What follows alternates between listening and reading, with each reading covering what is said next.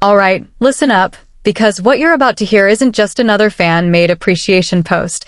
This is a full-blown historical record of one man who literally rewrote the rulebook of K-pop and, honestly, the entire global music industry.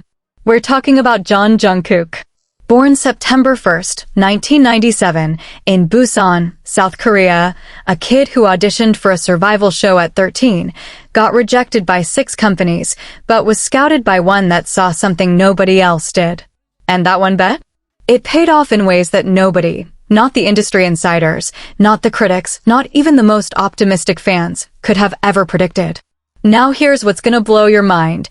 What if I told you there's a record he broke that even Michael Jackson and Justin Bieber never touched? What if I told you he made Spotify history before he even dropped a full solo album? And what about that one achievement so insane that Billboard had to literally update their tracking system? Sounds unreal, right?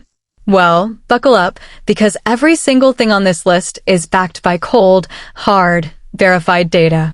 This is the top 8 Jungkook achievements that changed K-pop history forever, and trust me, nobody has matched them. Let's start from number 8, and work our way up to the one achievement that still gives the entire music industry chills. Number 8, the Fancam King who broke YouTube without even trying, the record nobody saw coming. Okay, so before we even talk about chart records, before we talk about Billboard, Spotify, or any of that, we need to start with something that seems small on the surface, but actually shook the entire K-pop ecosystem to its core. And that is the phenomenon of the solo fancam. Now, if you're not deep into K-pop culture, let me break it down for you real quick. A fancam is basically a fan-recorded or officially recorded video that focuses on just one member during a group performance. Every idol group has them. Every fandom watches them. But here's the thing, fancams were never supposed to be a big deal.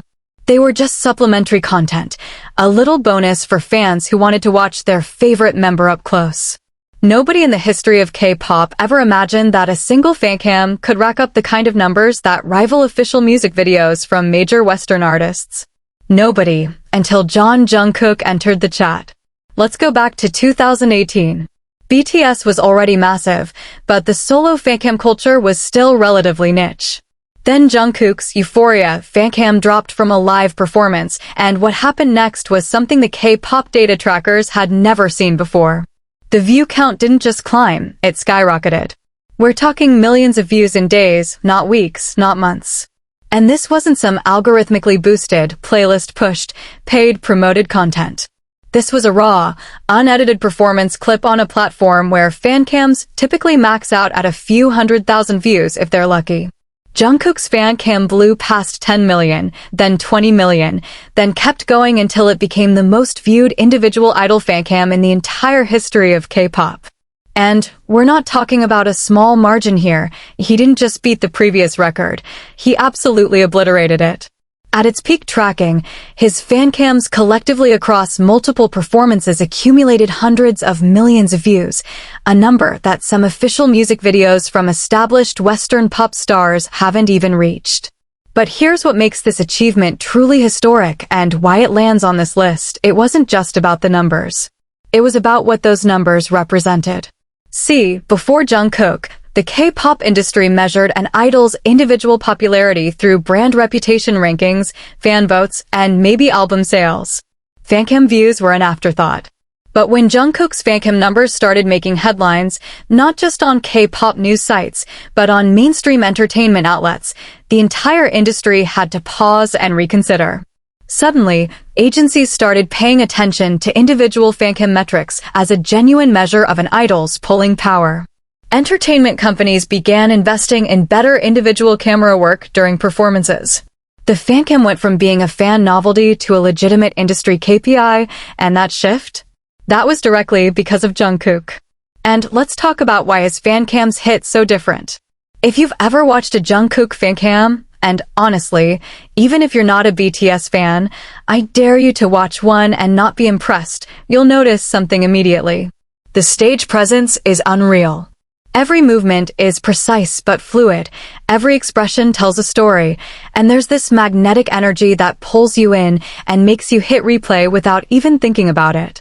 Dance professionals, choreographers, and performance coaches have gone on record analyzing his fan cams, pointing out his exceptional body control, musicality, and the way he adapts his energy to every beat shift in real time. He doesn't just perform choreography, he interprets music through movement in a way that feels almost cinematic. That's why people who had zero interest in K-pop found themselves watching a Jungkook fan cam at 2 a.m. and wondering how they got there. That's the Jungkook effect. The algorithm didn't push him. His raw talent pulled people in organically. And here's a detail that often gets overlooked. Jungkook achieved all of this while being part of a 7-member group. He wasn't a soloist with an entire marketing machine behind his individual content. He was one of 7, sharing screen time, sharing the spotlight, and yet his individual fan cams consistently outperformed not just his peers in BTS, but virtually every other idol in the entire industry, across all generations, across all agencies, across all groups. That level of individual magnetism within a group setting is something that K-pop historians genuinely struggle to find a parallel for. So yeah, number 8 might seem like just fancam views on the surface. But when you dig into what it actually meant for the industry, how it shifted the way individual idol impact is measured, and the sheer unprecedented scale of the numbers involved, you start to understand why this is the foundation of our list. Jungkook didn't just win the fancam game, he invented a new standard that the entire industry now plays by. And if this is number 8? If breaking YouTube records with unofficial performance clips is where we're starting, then trust me, you are not ready for what's coming next. Now here's what I want you to think about before we move on. What happens when someone who can dominate an entire platform with just a fancam decides to step onto the biggest stage on the planet? And I'm not talking about a concert. I'm talking about an event watched by over 3 billion people worldwide. What do you think happened? Say next and let's find out. Number 7, Dreamers. The night Jungkook owned the World Cup stage in front of 3 billion eyes. Let's set the scene. November 20th, 2022. Al Bayt Stadium, Al Khor, Qatar. The FIFA World Cup opening ceremony, the single most watched live sporting event on the face of the earth. We're talking about an audience of over 3 billion viewers across every continent, every time zone, every language. Kings, presidents, world leaders, and billions of ordinary people from Jakarta to Johannesburg, from Sao Paulo to Seoul, all glued to their screens for one shared global moment. And right there, standing alone under those stadium lights, microphone in hand, about to open the biggest show on the planet, was a 25-year-old K-pop idol from Busan, South Korea. Let that sink in for a second. Not a legacy Western pop star. Not a Latin music icon. Not a veteran performer with decades of global touring under their belt. A K-pop idol. And not just performing as a guest or a side act, Jungkook was there as the official headline performer, singing Dreamers, which was an official FIFA World Cup Qatar 2022 soundtrack. This was not a cameo. This was not a brief appearance squeezed between other performers. FIFA literally chose Jungkook to represent the musical heartbeat of the most prestigious sporting event in human history.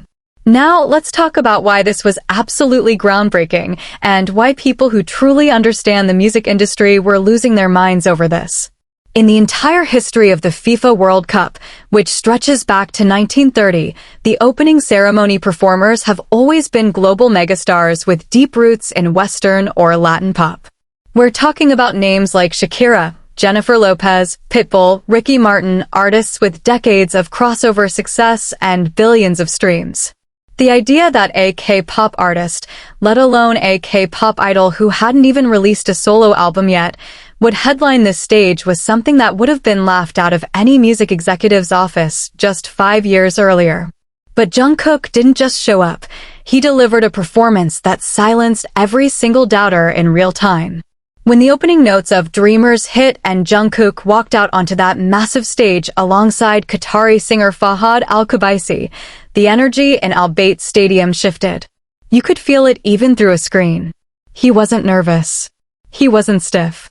He moved across that colossal stage like he'd been performing at World Cups his entire life, his vocals cutting clean through the stadium acoustics, which, by the way, is one of the hardest things for any live performer to manage. Stadium acoustics are brutal. The echo, the delay, the sheer vastness of the space swallows most singers alive. But Jungkook's vocal delivery was controlled, powerful, and emotionally resonant. He hit every note, he commanded every square foot of that stage, and by the time the performance ended, social media didn't just react, it erupted. Twitter broke its own record for tweets per minute during a sporting event. Jungkook trended #1 worldwide within seconds. The hashtag Dreamers was everywhere. And here's the part that the data nerds absolutely love. Within 24 hours of that performance, Dreamers exploded on every streaming platform simultaneously. On Spotify, it surged into the global top 10 almost instantly. On Apple Music, it charted in over 100 countries. On YouTube, the official music video and performance clips accumulated tens of millions of views at a speed that most established Western soloists would dream of. Dreamers didn't just chart, it became the soundtrack of the entire tournament. You heard it in stadiums, in fan zones, in cafes across Doha, in living rooms across the world. It transcended K-pop. It transcended pop music. It became a genuine global anthem, and Jungkook was the voice behind it. But let's zoom out for a second and talk about the bigger picture, because this is where the achievement becomes truly historic. What Jungkook did at the 2022 FIFA World Cup wasn't just a personal milestone. It was a cultural earthquake for the entire K-pop industry. Before that night, K-pop's global presence was undeniable, but it was still largely contained within its own ecosystem, streaming platforms, dedicated fan communities, K-pop-specific charts, and awards. The FIFA World Cup blew that door wide open. Suddenly, K-pop wasn't just that genre from South Korea that teenagers love. It was front and center on the most universal stage humanity has, performing alongside the biggest sporting tradition in the world. Jungkook single-handedly proved that a K-pop artist could stand on the same stage as the greatest global performers in history and not just hold their own, but dominate the conversation. And the ripple effects were immediate. After Jungkook's World Cup performance, major global events and sports organizations started actively seeking K-pop artists for collaborations and appearances. The door that was once firmly shut for Asian artists on the global ceremonial stage, Jungkook didn't just knock on it, he kicked it down and walked through like he owned the place. Entertainment industry analysts noted that Jungkook's World Cup appearance marked a turning point in how Western event organizers perceived K-pop's commercial and cultural viability on the world stage. It wasn't just representation, it was validation at the highest possible level.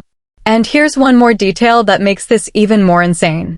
Remember, at this point, November 2022, Jungkook had not released a solo album. He had no solo era, no solo tour, no solo promotional cycle. He walked onto the biggest stage on earth armed with nothing but his talent, his charisma, and a song that had just been released. No massive solo discography to fall back on. No years of solo brand building. Just pure, undeniable artistry. And he still stole the show in front of 3 billion people. That's not just an achievement. That's the kind of moment that gets written into history books. And that's why Dreamers at the FIFA World Cup earns its spot at #7. Now let me ask you this. If Jungkook could conquer the biggest live stage on earth before even having a solo album, what do you think happened when he turned his attention to the one platform that defines modern music success? I'm talking about a platform with over 600 million users, where streams are currency and records are made and broken every single day. What kind of damage do you think Jungkook did on Spotify? Say next, and I promise you, the numbers are going to make your jaw hit the floor. #6. The Spotify phenomenon. How Jungkook shattered every streaming record K-pop had ever known. Alright, let's talk about Spotify. The platform that, whether you love it or hate it, has become the definitive measuring stick for an artist's global relevance in the modern music industry. We're not talking about fan votes. We're not talking about YouTube views that can be looped and replayed by dedicated fan bases. Spotify streams represent real, organic, individual listeners pressing play because they genuinely want to hear your music. It's the rawest, most unforgiving metric in the industry, and it's where careers are validated or exposed. And what Jungkook did on this platform? It didn't just make K-pop history, it made global music history, period. Let's start with a number that made every music data analyst on the planet do a double take. When Jungkook entered the Spotify landscape as a soloist, he didn't gradually build his numbers the way most artists do. There was no slow climb, no building momentum over several release cycles, trajectory that the industry considers normal. He came in like a wrecking ball. His monthly listener count on Spotify surged at a rate that the platform had rarely seen from any artist in any genre, and within a remarkably short window, Jungkook became the most monthly listened K-pop soloist on the entire platform. Not the most monthly listened rookie. Not the most monthly listened fourth-gen idol. The most monthly listened K-pop solo artist. Full stop. And to put that in context, K-pop has been on Spotify for years. They're artists with extensive solo discographies, multiple album cycles, years of accumulated catalog streams, and massive dedicated streaming fanbases. Jungkook surpassed all of them with a fraction of the catalog. He didn't need 10 albums and 50 singles to dominate the platform. He did it with a handful of releases and sheer, undeniable global demand. Now let's talk about the speed records, because this is where it gets genuinely insane. When his music hit Spotify, the daily streaming numbers didn't just break K-pop records, they entered territory that put him in conversation with the biggest names in global pop. We're talking about first-day streaming numbers that rivaled and in some cases exceeded what established Western superstars with massive label machinery and playlist support were pulling. And here's the thing that the casual observer might miss. Spotify's ecosystem is heavily playlist-driven. The biggest playlists like today's Top Hits, Rap Caviar, Pop Rising, these are curated by Spotify's editorial team, and getting prominent placement on these playlists is what drives the majority of streams for most artists. The major Western labels spend enormous resources on playlist pitching, relationships with Spotify curators, and strategic release timing designed to maximize playlist inclusion. Jungkook, coming from a Korean entertainment company operating in a completely different industry infrastructure, was essentially playing an away game on the biggest field in music. And he didn't just compete, he dominated. His songs didn't just land on major playlists, they sat at the top of them. His streaming velocity, the rate at which streams accumulate per hour and per day, was so extraordinary that Spotify's own data pages and record tracking accounts were posting about it in real time.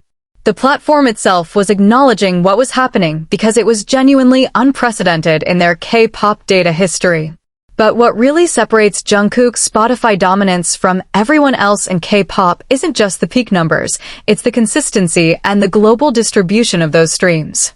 See, one of the criticisms that's often thrown at K-pop streaming numbers is that they're heavily concentrated in specific regions, primarily South Korea, Southeast Asia, and pockets of dedicated fandom in the West. A lot of K-pop songs can chart high on Spotify's global chart by stacking massive numbers from a few key markets. Jungkook's streaming pattern was fundamentally different. His streams were distributed globally in a way that mirrored Western pop megastars, not K-pop norms. He was pulling significant numbers from the United States, the United Kingdom, Brazil, India, Germany, France, Mexico, Indonesia, virtually every major Spotify market simultaneously.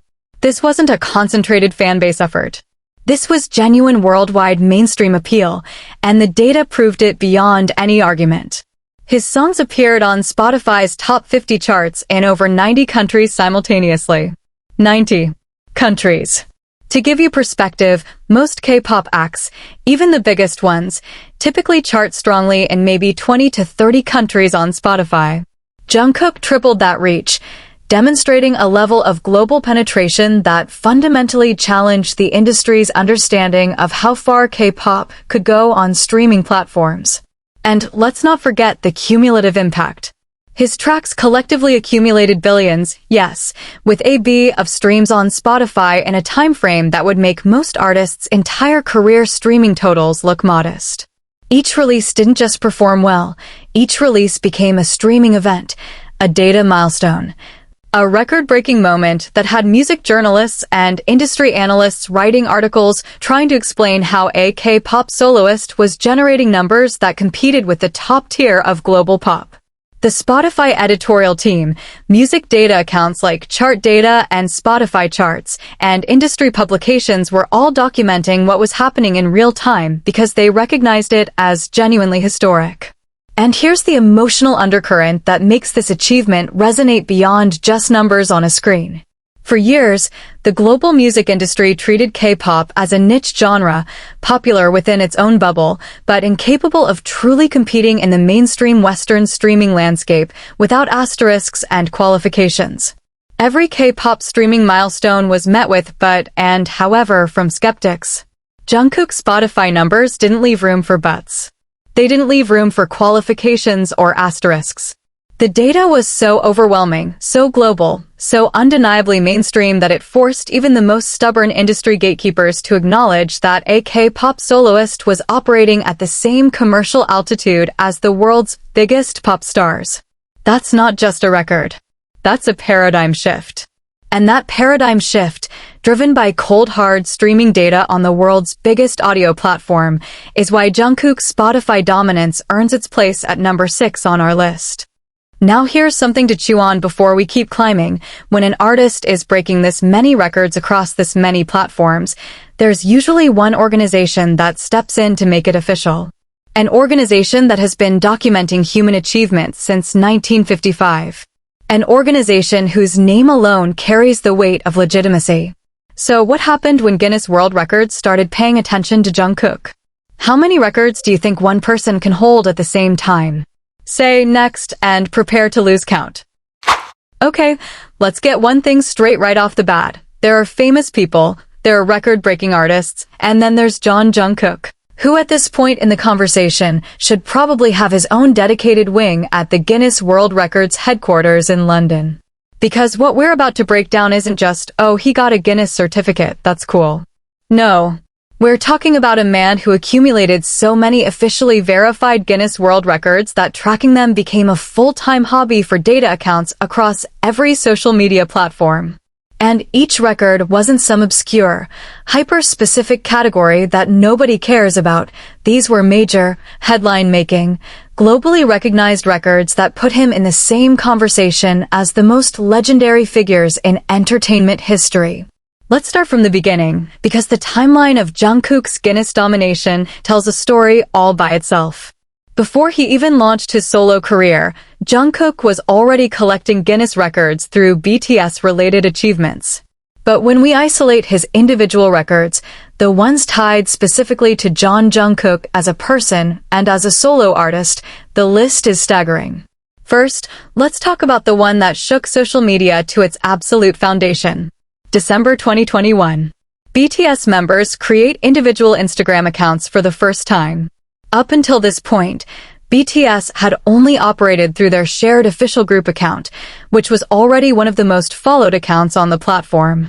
When Jungkook launched his personal Instagram, what happened next literally broke the internet, and I don't use that phrase lightly.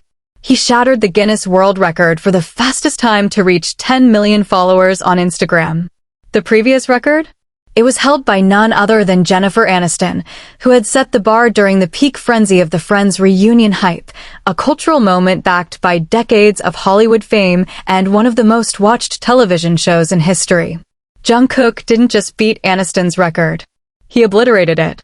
While Aniston's record was measured in hours, Jungkook's follower count was climbing so fast that Instagram's own systems were visibly struggling to keep up with the real-time counter.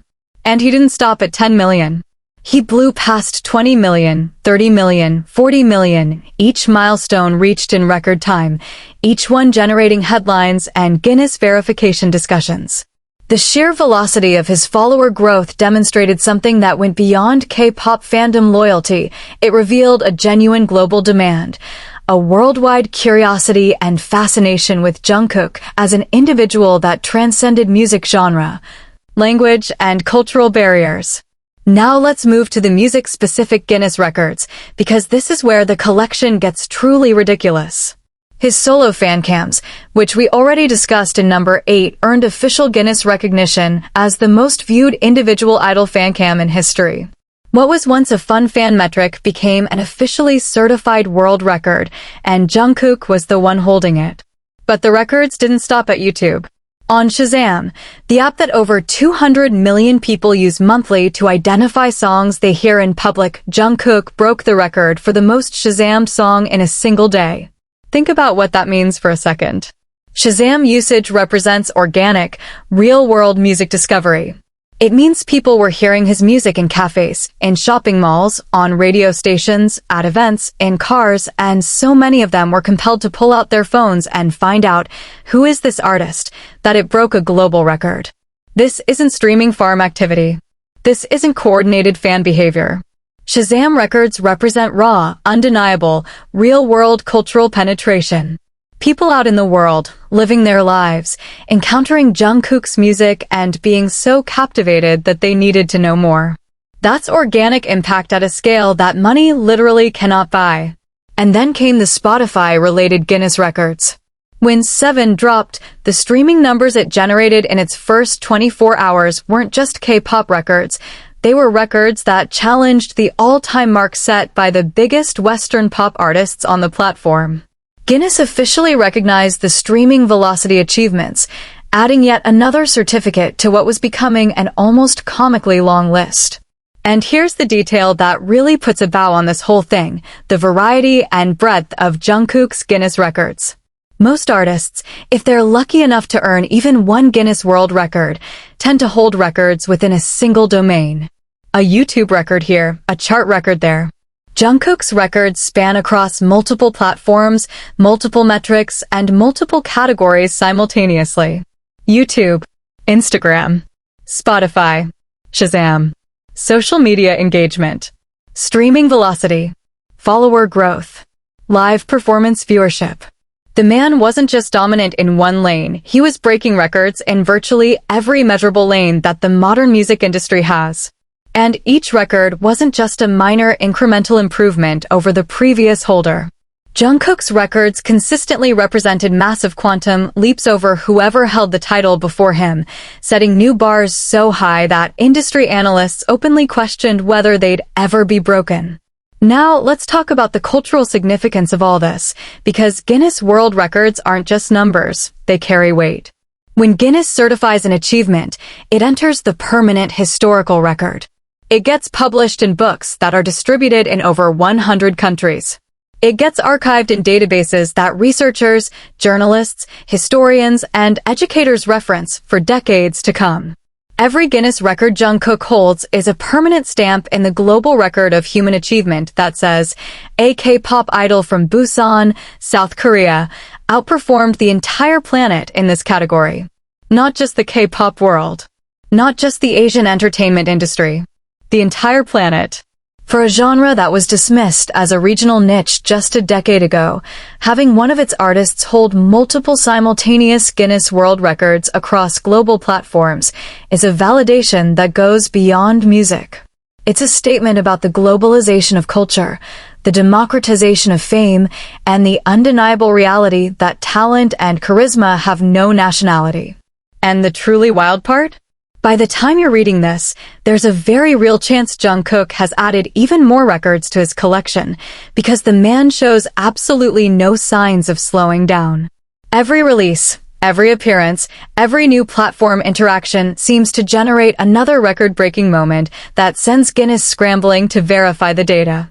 He's not just a record holder, he's a record-generating machine, and the Guinness World Records organization at this point probably has a dedicated Jungkook file that keeps getting thicker with every passing month.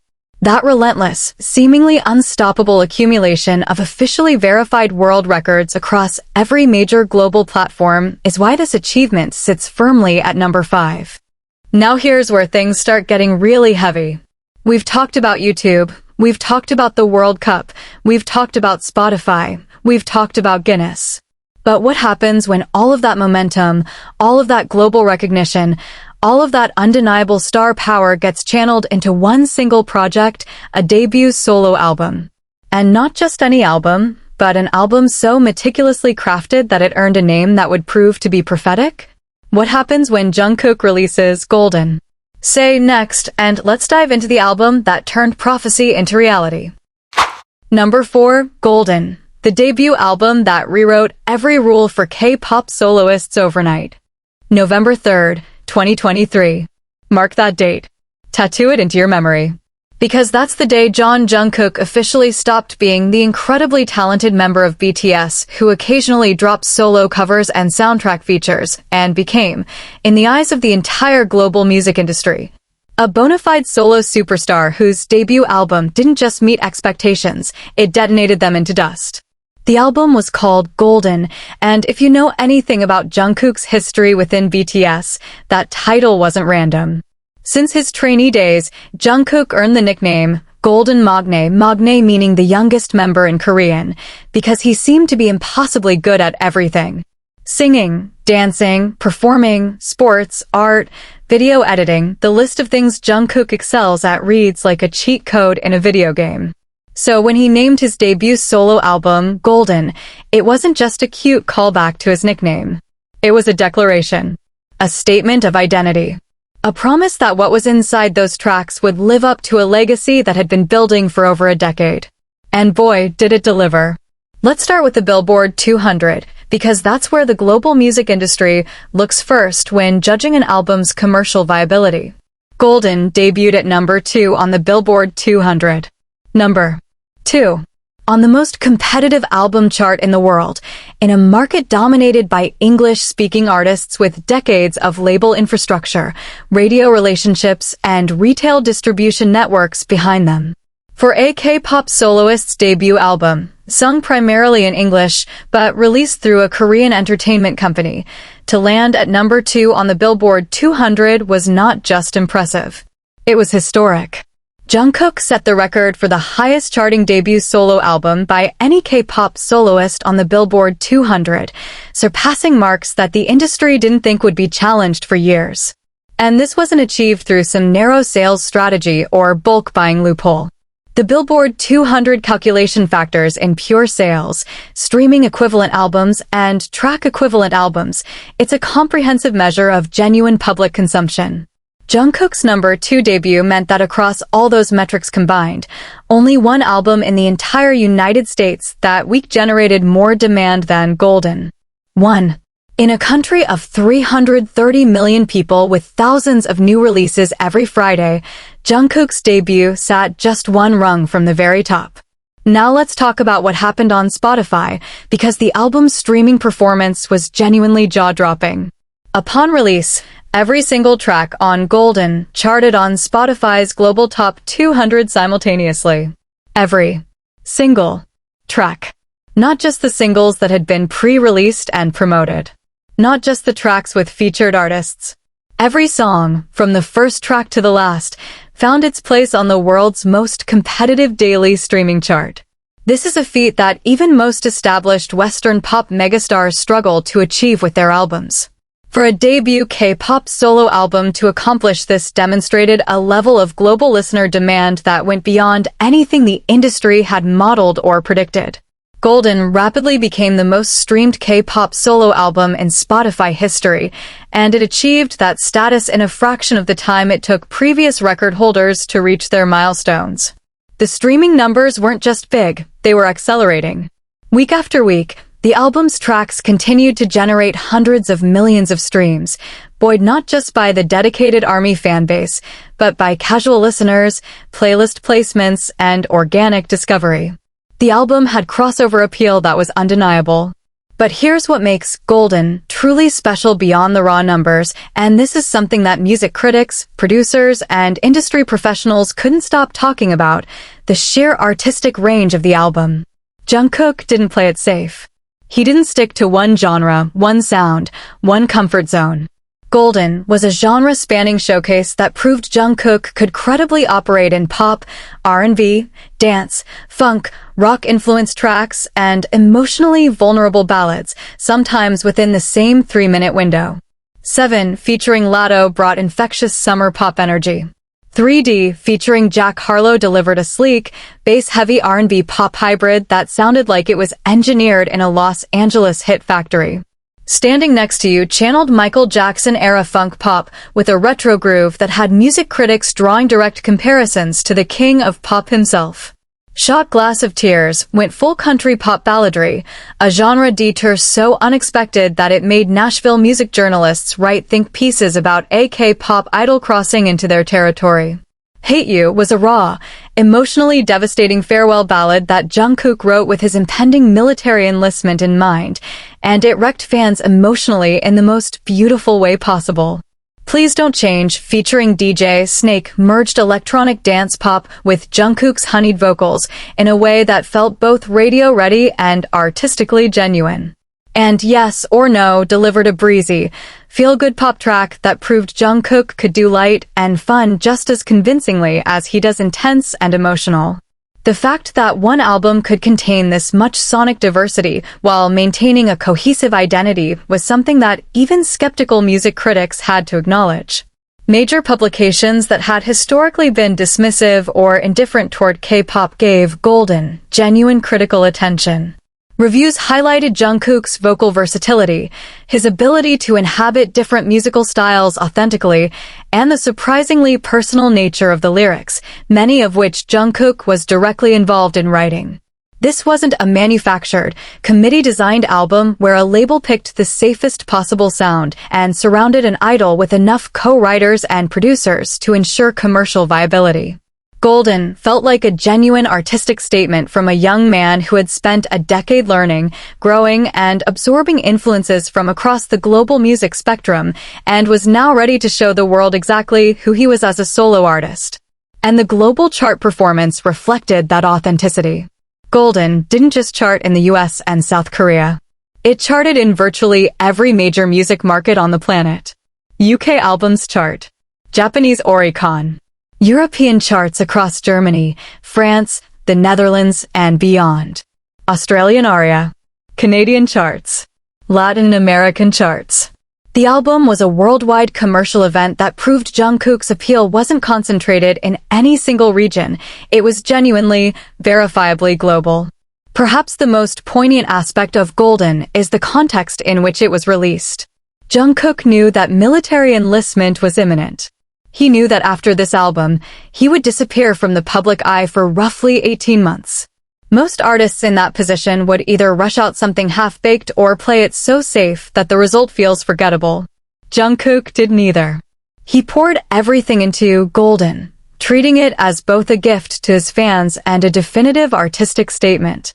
The album's title track, Standing Next to You, and the emotional closer, Hate You, were essentially Jungkook saying, "This is who I am, this is what I can do, and I'll be back."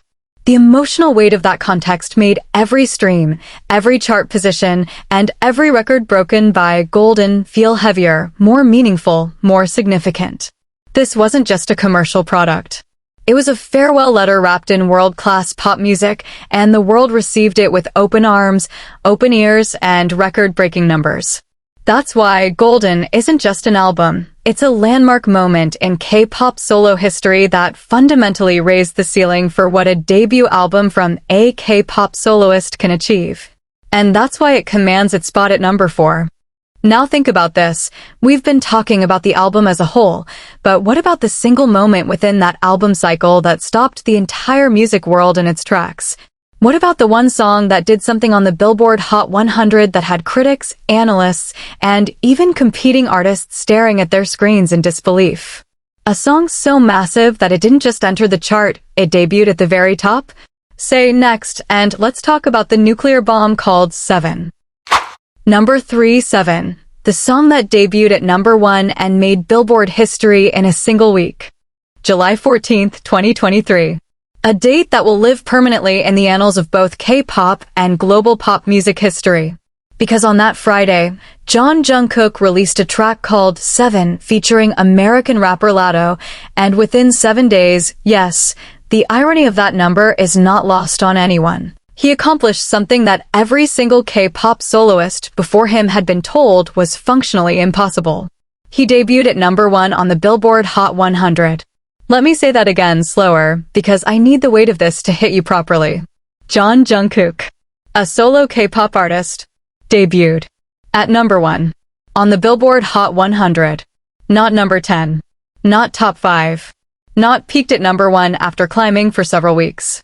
He debuted first week, first chart appearance, at the absolute summit of the most important, most competitive, most scrutinized music chart in the entire world. To understand why this is monumentally historic, you need to understand what the Billboard Hot 100 represents and how brutally difficult it is to conquer. The Hot 100 isn't just a popularity contest. It's a composite chart that factors in 3 pillars: streaming numbers across all major platforms, radio airplay across hundreds of monitored stations in the United States, and pure sales, including digital downloads. To debut at number 1, an artist needs to dominate all 3 pillars simultaneously in their very first tracking week. You can't just have massive streams but no radio play. You can't just have huge sales but no streaming presence. You need everything, everywhere, all at once. And for a K-pop soloist, someone singing in a market where Korean artists have historically faced enormous barriers to radio airplay, retail distribution, and mainstream media coverage, to debut at the top of this chart was something that industry analysts genuinely believed might never happen. The barriers were structural, cultural, and institutional. American radio programmers have historically been reluctant to playlist K-pop tracks. American retailers have limited infrastructure for K-pop single sales. The entire system was built in a way that made it exponentially harder for non-Western artists to crack the very top of the Hot 100, let alone debut there. And Jungkook didn't just crack it. He kicked down every door, walked past every gatekeeper, and planted his flag at the very peak. The streaming numbers alone were staggering. In its first week, 7 generated over 100 million streams on Spotify alone, a number that placed it among the biggest debut streaming weeks in the platform's history for any artist, regardless of genre or nationality. On its first day, 7 shattered records for the most streamed song in a single day on Spotify by a K-pop act, and its daily streaming numbers rivaled the biggest first-day performances ever recorded on the platform by anyone. Spotify's global chart wasn't just topped by 7, it was dominated by it, with a margin over the number 2 song so wide that it looked almost comical. But streaming was only one piece of the puzzle. The sales numbers were equally explosive. 7 moved massive digital download numbers in its first week, fueled by a savvy release strategy that included both a clean version and an explicit version, each generating independent sales momentum. The combined sales figures gave Jungkook one of the strongest debut sales weeks of the entire year on the Hot 100, outperforming releases from artists with far more established solo careers in the American market. And then there was radio, the pillar that everyone assumed would be Jungkook's weak point. American radio has always been the hardest nut for K-pop to crack. Programmers are notoriously conservative, relying on familiar sounds, familiar languages, and familiar names. Getting a K-pop song into heavy rotation on mainstream American pop radio was considered by many to be the final frontier, the one barrier that even BTS at their peak had struggled to fully penetrate for individual members' solo releases. 7 obliterated that barrier. The song entered radio with a velocity that surprised even optimistic projections. Its production, helmed by Grammy-winning super producer Andrew Watt, who had previously crafted hits for Post Malone, Justin Bieber, and Ozzy Osbourne, was tailored for Western pop radio sensibilities while retaining Jungkook's distinct vocal identity. The result was a track that radio programmers couldn't ignore even if they wanted to. It sounded like a smash. It felt like a smash. And the audience response confirmed it was a smash. Listeners weren't just passively accepting 7 on their radio, they were actively requesting it, driving engagement metrics that radio stations used to justify continued rotation. The song's hook, built around the devastatingly simple but infectious concept of wanting to be with someone Monday, Tuesday, Wednesday, Thursday, Friday, Saturday, Sunday, was engineered for maximum earworm potential, and it worked flawlessly. People heard it once and it lived in their heads rent-free. Now let's talk about what this number one debut actually meant for the broader landscape, because this is where the achievement transcends personal glory and enters the realm of cultural history. Before July 2023, no K-pop soloist had ever debuted at number one on the Billboard Hot 100. Let me be even more specific. Very few K-pop acts of any configuration had achieved a number one debut on this chart. For a soloist to do it, on his very first official single release, in his first proper solo era, was a paradigm-shattering moment that sent shockwaves through every corner of the music industry. Industry trade publications ran lengthy analytical pieces trying to contextualize what had happened. How did a K-pop soloist achieve what the industry's structural barriers should have prevented? How did he generate American radio traction at this scale? How did the streaming numbers reach global pop elite levels? The answers all pointed to the same fundamental truth: Jungkook's appeal had transcended K-pop. He wasn't operating as a K-pop artist who happened to chart well internationally. He was operating as a global pop star whose music happened to originate from South Korea. That distinction is subtle, but seismically important, and 7 was the moment that distinction became undeniable. The collaboration with Latto also deserves recognition for how strategically brilliant it was. Latto, riding high off her own Billboard success and representing a completely different musical demographic, brought hip-hop credibility and American mainstream recognition to the track. The pairing wasn't forced, their energies complemented each other naturally, and the featured verse added a dynamic shift that kept the song fresh across its runtime. It was a collaboration that felt organic rather than calculated, and listeners responded to that authenticity. The global chart performance beyond the Hot 100 was equally dominant. 7 simultaneously topped charts in over 100 countries across Spotify, Apple Music, and iTunes. It reached number one on the UK singles chart, the global Spotify chart, the Apple Music global chart, and virtually every other major national and international chart that tracks popular music. For one song to be number one essentially everywhere on the planet at the same time is a level of global musical domination that belongs in a very exclusive club, a club whose members include the absolute biggest names in pop music history. And Jungkook earned his membership card in his very first solo week. The cultural aftershock of 7 went beyond charts and numbers. It fundamentally changed the conversation about what K-pop soloists could achieve in Western markets. Before 7, the narrative was cautious. K-pop groups can chart high, but solo acts face too many barriers. After 7, that narrative was dead. Jungkook didn't just open a door for future K-pop soloists. He proved that the door was never as locked as everyone assumed. All it needed was someone with enough talent, enough global appeal, and enough undeniable star power to push through it. And that's exactly what he did.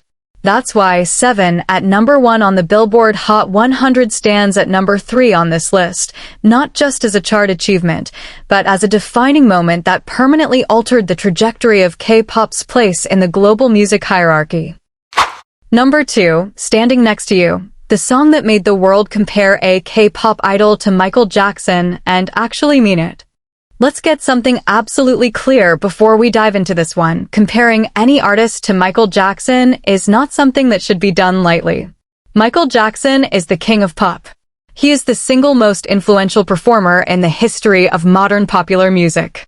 His catalog, his choreography, his cultural impact, his record-breaking achievements. They exist on a plane so elevated that invoking his name in comparison to any living artist is usually considered hyperbole at best and disrespect at worst. So when music critics, industry journalists, vocal coaches, choreographers, and even casual listeners around the world heard Standing Next to You and independently, without coordination, without prompting, without fan campaigns, started drawing direct parallels to Michael Jackson, that wasn't just a compliment. That was a seismic moment in pop music discourse. Because for the first time in modern memory, the comparison didn't feel forced. It didn't feel like fan delusion. It felt earned. And that right there is why Standing Next to You sits at number 2 on this list. Released as the title track of Golden in November 2023, Standing Next to You announced itself from its very first beat as something fundamentally different from anything the K-pop landscape had ever produced. The production was a masterclass in retro-modern fusion, a pulsating, bass-heavy funk pop groove laced with disco strings, punchy brass stabs, and a rhythmic backbone that felt like it had been teleported directly from the golden era of 80s pop. Polished with a 2023 sheen that made it sound simultaneously nostalgic and futuristic. The sonic palette was unmistakable. This was Michael Jackson territory. This was off-the-wall meets thriller meets Don't Stop Till You Get Enough, filtered through the vocal identity of a 26-year-old K-pop idol who had absolutely no business sounding this authentic in a genre he didn't grow up in, and yet he did. He really, truly did.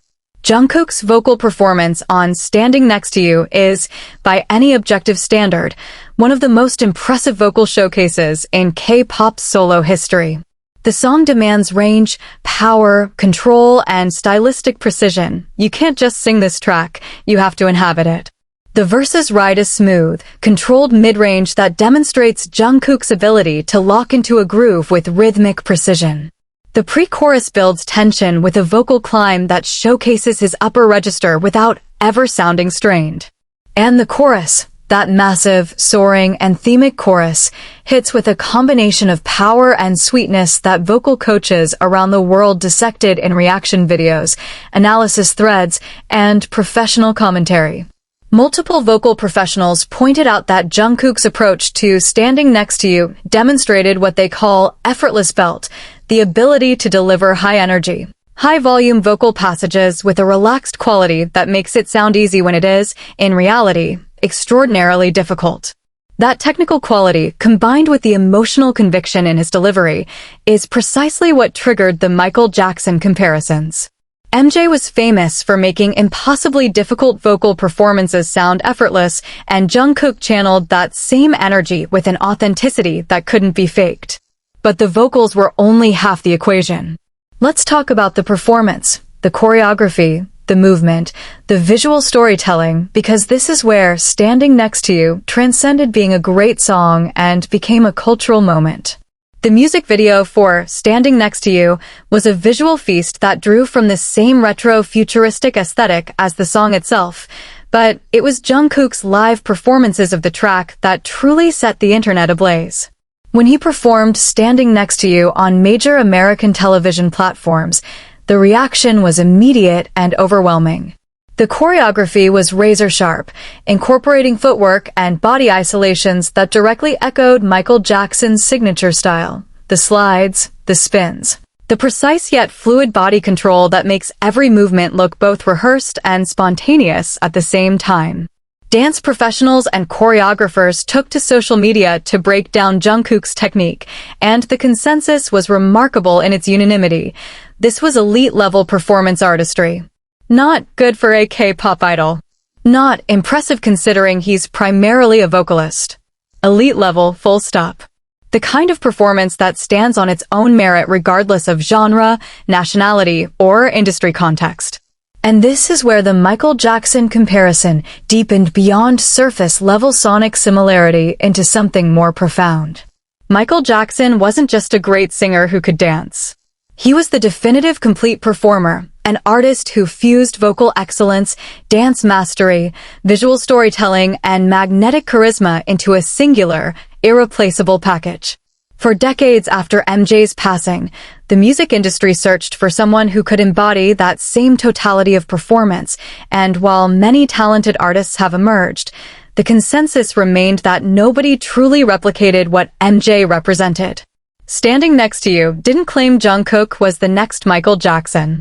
What it did was demonstrate that Jungkook possessed that same rare combination of skills, the voice, the movement, the stage command, the charisma, at a level that made the comparison legitimate rather than laughable. And that alone was unprecedented for a K-pop artist. Now let's talk about the chart and radio performance, because Standing Next to You didn't just impress critics and dance coaches, it conquered the commercial landscape in a way that proved its appeal was far wider than the K-pop ecosystem. The song charted on the Billboard Hot 100 and maintained a presence that demonstrated genuine longevity, not just a first-week spike driven by fan mobilization. But more importantly, Standing Next to You achieved something that even Seven hadn't fully accomplished. It penetrated American radio across multiple formats simultaneously. The song didn't just land on pop radio. It crossed into rhythmic radio, adult contemporary, and even received attention from formats that had never seriously engaged with K-pop before.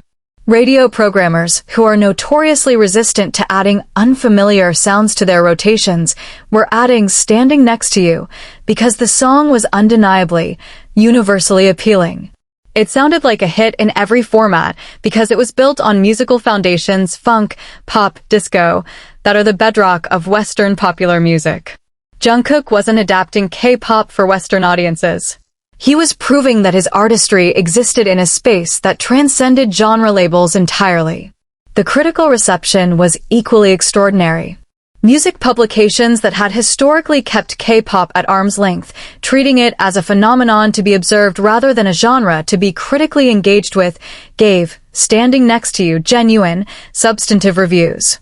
Critics praised its production quality, Jungkook's vocal performance, the choreographic excellence of its performances, and the sheer audacity of a K-pop soloist releasing a track that sounded like it belonged in the Michael Jackson catalog and actually pulling it off.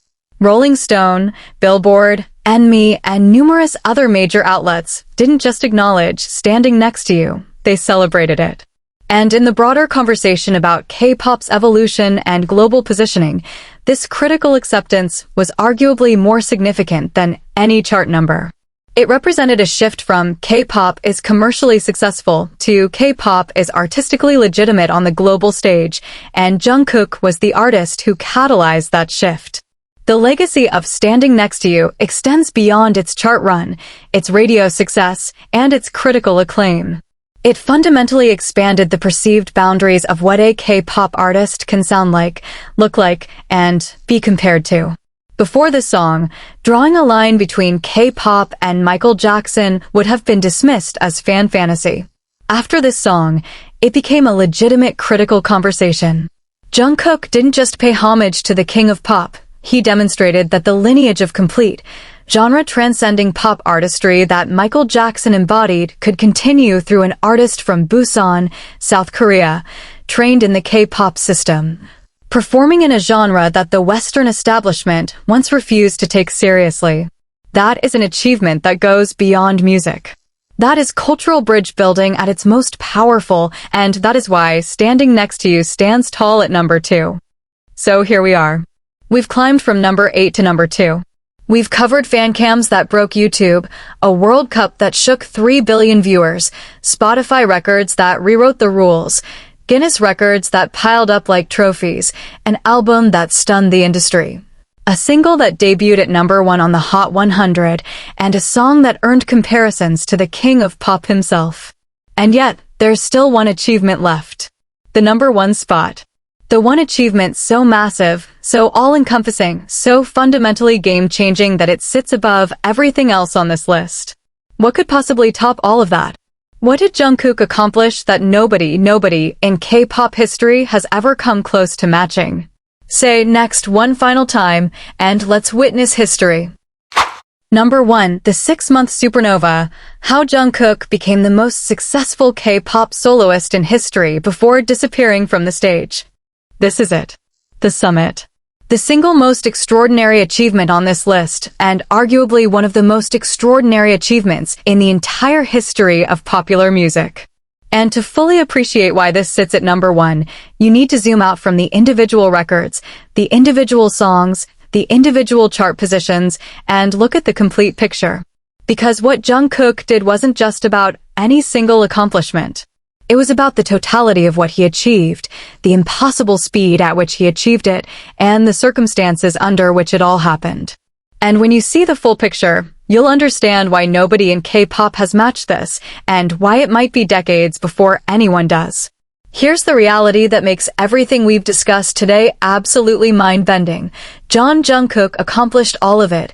Every single record, every single achievement, every single history-making moment we've covered from number 8 to number 2, within a window of approximately 6 months. 6 months. From July 2023, when Seven dropped and detonated the Billboard Hot 100, to December 2023, when Jungkook entered mandatory military service in South Korea. He had roughly 150 days as an active solo artist. That's it. That's all the time he had.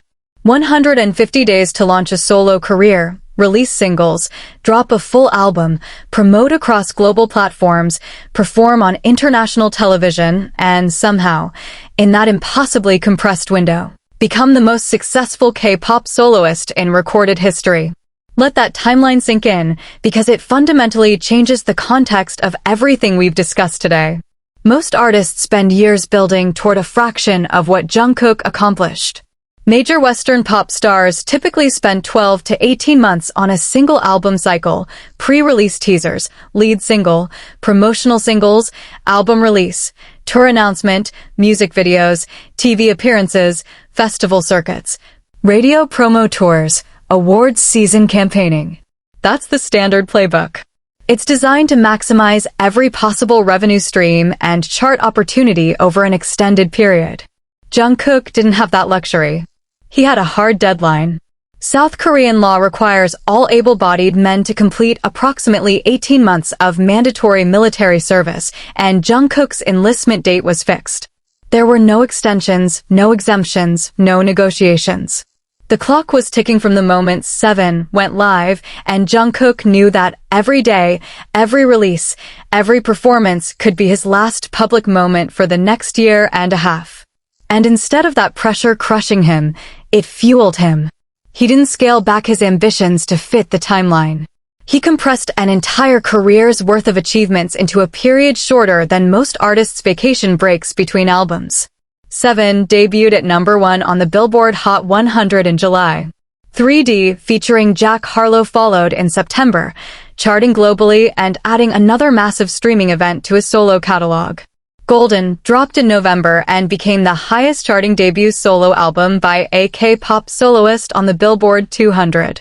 Standing Next to You was pulling Michael Jackson comparisons and conquering radio formats that had never played K-pop before. Guinness records were stacking. Spotify records were falling. Global charts across 100-plus countries were being dominated simultaneously. All of it in 6 months. The music industry has never seen anything like it. And this is the core of why this achievement sits at number 1, because it's not just about the records themselves, it's about what they represent when viewed together. Any one of the achievements we've discussed today would be a career-defining moment for most artists. A number 1 debut on the Hot 100? That's a legacy achievement. A FIFA World Cup headline performance? That's a once-in-a-lifetime honor. A debut album at number 2 on the Billboard 200? That's Hall of Fame material. Multiple Guinness World Records? That's generational. Jungkook didn't achieve one of these. He achieved all of them. Simultaneously. In 150 days. While knowing the entire time that he was about to disappear from public life for 18 months. The mental fortitude required to perform at that level under that kind of existential pressure is something that sports psychologists and performance coaches would study for years. This wasn't an artist casually setting records while lounging in the comfort of an indefinite career timeline. This was a man racing against a clock, pouring every ounce of his talent, his training, his decade-plus of experience into a 6-month window because he knew that when that window closed, it was closed. And the result of that sprint? He didn't just become the most successful K-pop soloist of his generation. He became the most successful K-pop soloist of all generations. No K-pop solo artist in history, across all 3 generations of K-pop, across every agency, across every era, has accumulated the combination of Billboard achievements, Spotify records, global chart dominance, Guinness World Records, and cultural impact that Jungkook amassed in half a year.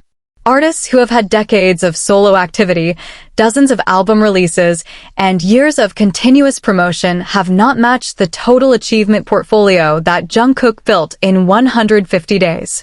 That statistical reality is not an opinion. It's not fan rhetoric. It's a verifiable, data-backed fact that anyone with access to Billboard's archives, Spotify's streaming data, and Guinness's record database can confirm independently. And here's the detail that elevates this from most successful to genuinely unprecedented in music history. Jungkook's records didn't stop when he enlisted. That's right.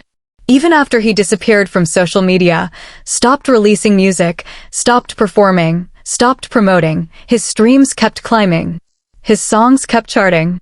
His monthly listener count on Spotify remained at levels that active, currently promoting artists would envy. Standing Next to You continued its radio run. 7 continued accumulating streams.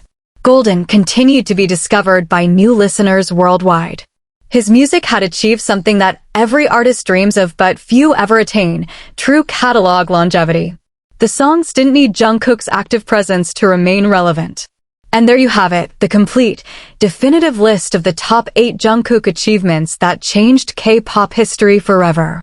From shattering YouTube with nothing but raw fancam footage, to standing alone on the FIFA World Cup stage in front of half the planet, to rewriting Spotify's record books, collecting Guinness certificates like they were trading cards, debuting a solo album that stunned the Billboard 200, launching a single straight to #1 on the Hot 100, earning comparisons to the greatest performer who ever lived, and doing all of it in just 6 months before walking away to serve his country. Jungkook didn't just make K-pop history.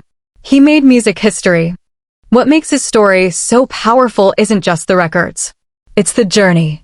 A 13-year-old kid from Busan, rejected by 6 agencies, who bet everything on a dream and turned it into a legacy that the entire world now measures itself against. He didn't wait for the industry to give him permission to be great. He simply was great, so undeniably, so overwhelmingly, so authentically great that the industry had no choice but to rewrite its own rules to accommodate what he was doing. And the wildest part? He's not done. Military service is temporary. The records are permanent. And when Jungkook returns to the stage, rested, recharged, and ready, the only person capable of breaking Jungkook's records is Jungkook himself. That's not just a top list. That's a legend still being written. Thank you for watching. If this list gave you chills, made you think, or taught you something new, share it with someone who needs to hear this story. Because legends like this don't come around twice. End of channel.